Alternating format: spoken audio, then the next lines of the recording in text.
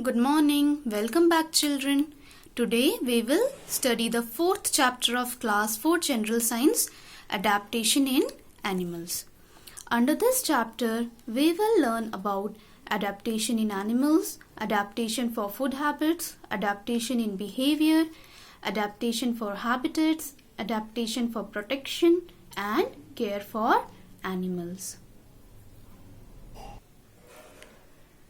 So children, before knowing what is adaptation, you need to know what is a habitat. The natural place where an animal lives and reproduces is called its habitat. So wherever an animal lives and reproduces and continues his or her life is known as its habitat. And as you know, all animals, they have different features, different habitats, and the different features that help them to survive and grow in their habitats. This is called adaptation. So different animals have different features, and these features help them to survive and grow in their habitats. This is called adaptation. Now we will see further. Adaptation in animals. The special feature or the changes that allow the living organisms to live and survive in a particular area are called adaptations. So the special feature that an animal has, which helps the animal to live and survive in a proper area, in a particular fixed place, is called its adaptations. Animals that are able to adapt themselves according to their surroundings survive, and those that cannot adapt struggle to survive or die. So those who cannot adjust to their surroundings, they die, and those who can survive, only they live. Adaptations in animals are due to the environment, also due to the food they eat, their bodies and how they walk, their ways of movement, their body structure, protection, reproduction, etc. So these are some key features or points which are responsible for adaptations. It depends upon the food they eat, their body, ways of movement, and other things. Adaptation for habitats. So now children, animals are basically categorized or classified into 5 major categories. Animals are classified into 5 major categories on the basis of their habitats. Terrestrial animals, aquatic animals, amphibian, aerial, and arboreal animals. So the 5 major classifications are terrestrial, aquatic, amphibian, aerial, and arboreal. So what is terrestrial animals, children?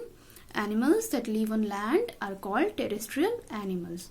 So they are again of 4 types: wild animals, domestic land animals, desert animals, and animals in cold regions. Now let us again see terrestrial animals. So terrestrial animals are of 4 types. So wild animals. You know, wild animals are those that lives in jungle. They are not tamed. They breathe with the help of their lungs. They have good sense of smell and hearing for hunting food and to protect themselves. They are very strong. They have good sense of smell and hearing. There are some examples of wild animals: tigers, lions, elephants, zebras. And now let us see domestic land animals. By the name itself, you know, children, animals which are kept at home or tamed for any purpose, for work, food sources, or as pets, are known as domestic land animals. Some examples of domestic land animals are horses, dogs, camels, cows, etc. Desert animals. What are deserts, children? Deserts are the places which are very hot during the day and it becomes very cold during the night. And desert areas mainly receives very little rainfall. As there is no rainfall or very little, there is scarcity of food and water in deserts. So very few animals are able to survive in those deserts. Some examples are horned lizard, desert toad, and camels. These are some desert animals. They have thick skin and have very less hair on the body, so they can easily survive in the desert. Next is animal in cold regions. Both North Arctic and South Antarctic polar regions of the earth remain covered with snow throughout the year. So throughout the year, children, both North and South polar regions remain covered with snow. Polar bears are found in northern polar regions. So these polar bears are found in northern polar regions. Penguins are the birds that are mainly found in Antarctica. See, penguins. Penguins are found in Antarctica. They have a thick layer of fat under their skin. Under their skin, they have a thick layer of fat, which is called blubber. Though they have thick fur, so it helps them to keep their body warm. So the thick fur of the penguin helps to keep them warm in such cold regions.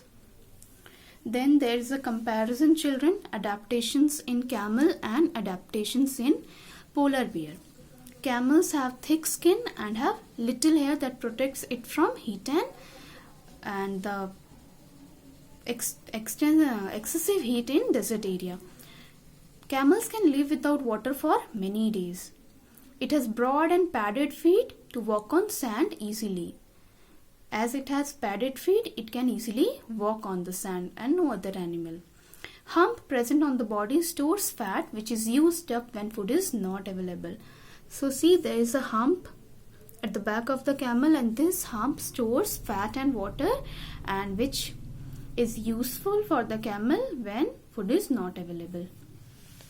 It gives it energy. Adaptations in polar bear. Polar bear has thick fur. It protects it from extreme cold, and also it has a thick layer of fat under the skin which keeps the body of the polar bear warm. The white color of the body merges with white snow. Their feet are white and large to swim and walk on snow. They have large wide feet. They have strong sense of smell to catch prey. Though they have good smelling sense, so easily they are able to hunt the animals or whatever they have to eat. Aquatic animals. From the name itself you can understand, children, that animals which live in water are called aquatic animals. Aquatic animals, either they live in fresh water or in sea water. Some examples of aquatic animals are fish, turtle, alligator and crabs.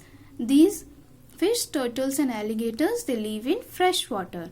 On the other hand, dolphins, sharks, whales and octopus live in sea water. So fish, turtle, crab live in fresh water. Dolphin, shark and octopus live in sea water. Aquatic animals also have special body features which help them to breathe and move freely and comfortably in water. Next is amphibians, children.